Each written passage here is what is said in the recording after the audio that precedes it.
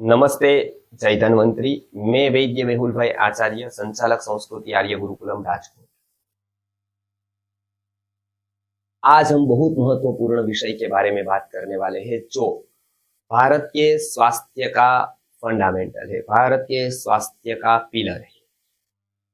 उसके बारे में हम आज बात करेंगे, जिसका नाम है मंत्र औषधि सुवर्ण प्राशन। मंत्र औषधि सुवर्ण प्राशन की गंगा आज बहुत जगह पर पहुंच गई है, लेकिन उसका जन्म एक गंगोत्री से हुआ, एक जगह से हुआ। जो व्यक्ति ने, जो महापुरुष ने उनको जन्म दिया, उनका नाम था पंडित विश्वनाथ शास्त्री दातार गुरु जी, जो बहुत ही कम प्रसिद्ध हुए और उन्होंने जो लोगों के ऊपर उपकार किया, शायद ही कोई कर पाया। तो आज हम मंत्र औषधि सुवर्ण प्राशन की यात्रा के बारे में बात करेंगे। अभी राज्यसभा में ही एक प्रस्ताव आया, उसमें मंत्र सुवर्ण प्राशन को दिया और उसके बाद उसके जो परिणाम आए उसके बारे में बात की गई अध्यक्ष के द्वारा, स्पीकर के द्वारा। लेकिन लोगों को सुनने को भी मिला, लोगों को थोड़ी मजा भी आई, तालियां भी बजाई, वीडियो भी शेयर हो गए, पूरा भी हो गया और अब लगभग लोग वो वीडियो को भूल भी गए। लोग आसानी से कोई भी महत्वपूर्ण कार्य को भूल जाते हैं, क्योंकि उसकी स्मृति बहुत ही कम होती है। दूसरा, कोई अच्छी घटना का मीडिया कभी भी ब्यौरा नहीं लेता है। इसके लिए ये जो हुआ, 2-3 स्वदेशी चैनल को बात करके किसी ने भी इसके ऊपर कोई भी वीडियो नहीं बनाया।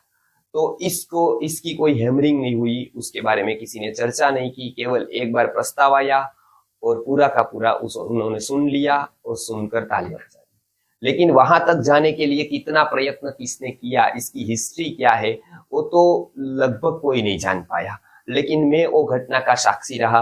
मैंने बहुत सारे गुरुजी का प्रयत्न देखा और बहुत ही ऑब्जर्व किया, तो मुझे ये समझ में आया कि सुवर्ण प्राशन की यात्रा शुरुआत राष्ट्रपति भवन से हुई और संसद भवन तक पहुंचने के लिए लगभग 32 साल हुए। क्योंकि सर्वप्रथम विश्वनाथ गुरुजी ने 1970 में 1970 में सर्वप्रथम मूवमेंट मंत्र औषधि सुवर्ण प्राशन की चलाई पूरे भारत में।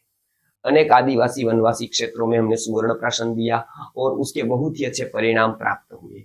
लेकिन बहुत कुछ ऐसे लोगों ने अपने अपने नाम के आसक्ति से, अपने नाम बड़ा करने की गुंजाइश में ही अपना अलग एक कार्य कर दिया और इसके कारण लोगों तक मंत्र औषधि सुवर्ण प्राशन नहीं पहुंच पाया। फिर वो भी नहीं चला पाए तो उन्होंने भी बंद कर दिया।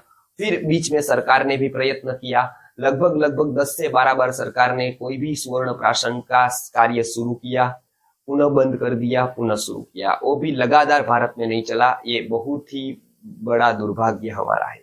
लेकिन वो दुर्भाग्य के बीच में भी एक बहुत बड़ा सौभाग्य भी है कि मंत्र औषधि सुवर्ण प्राशन आज 50 साल के बाद भी उसी रफ्तार से चल रहा है। अनेक कार्यकर्ता अपना निजी समय, शक्ति, धन लगाकर ये कार्य में जुड़े हैं। बहुत लोग इस कार्य में सम्मिलित होते जाते हैं और खास करके समाज के बौद्धिक वर्ग इस कार्य को संभालते हैं और उससे समाज में से बहुत ही अच्छे परिणाम हमको प्राप्त होते हैं। पूज्य गुरुजी ने मंत्र औषधि सुवर्ण प्राशन अनेक बच्चों को दिया और उससे अनेक गांवों में, अनेक नगरों में बच्चों के स्वास्थ्य में असाधारण सुधार आया। देखकर गुरुजी को आश्चर्य के साथ आनंद की अनुभूति हुई और उन्होंने मंत्र औषधि सुवर्ण प्राशन पर पूरा फोकस किया। यही बात उन्होंने 1990 में वेंकट रमन जी को बताई, जो हमारे डेटा में है, और राष्ट्रपति के साथ इसकी लंबी चर्चा हुई। लागू करने का भी विचार किया गया, संसद में रखने का भी वहां राष्ट्रपति जी ने उस समय बताया।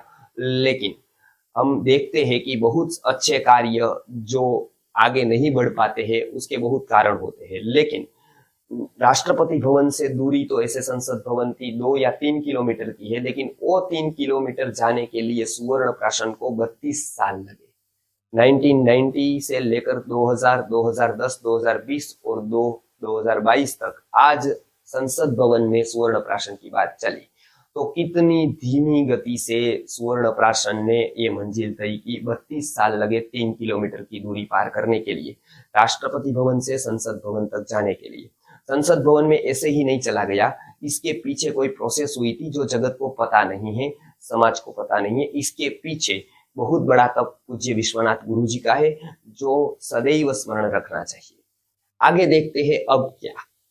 अब संसद भवन में बात आई गई है, सरकार ने मान्यता दी है, सरकार ने इसके ऊपर थोड़ा सा भी ध्यान दिया है, अंश ही है लेकिन ध्यान तो दिया है। तो हमारा कर्तव्य ये बनता है कि अनेक जगह पर मंत्र औषधि सुवर्ण प्राशन केंद्र शुरू किए जाए। पूज्य गुरुजी ने जो एक सिस्टम स्थापित की है, अनेक जगह पर मंत्र औषधि सुवर्ण प्राशन के केंद्र को खोलकर हम भारतीय संस्कृति के सबसे बड़े प्रचारक, सबसे बड़े कार्यवाहक बन सकते हैं। अनेक लोगों के पास ये औषधि पहुंच सकती है यदि आप सक्रिय रहे तो आज मैं अनुरोध करता हूं कि ये 3 किलोमीटर पहुंचने के लिए सुवर्ण प्राशन को 32 साल लगे, तो हमको इसको हजारों लाखों किलोमीटर पहुंचाना है, तो हमको सक्रिय होना पड़ेगा, हमको संकल्पबद्ध होना पड़ेगा, हमको दृढ़ निश्चयी होना पड़ेगा। तो ये हम सभी सुवर्ण प्राशन कार्यकर्ता जितने भी है वो आसपास के स्कूलों में जाए, अनेक माता पिताओं को मिले, उनको इनवाइट करे, उनको सुवर्ण प्राशन पीने का अनुरोध करे और ये निशुल्क जो पूर्ण तरह से पुष्य नक्षत्र के दिन हम देते हैं सुवर्ण प्राशन, उसका ज्यादा से ज्यादा लोगों में प्रचार करें। हम पूरी तरह से तैयार है। आप सुवर्ण प्राशन केंद्र खोलेंगे तो हम पूरी तरह से आपको सुवर्ण प्राशन उपलब्ध करवाएंगे। बाकी की कार्यवाही आप दृढ़ संकल्पित होकर आप करें।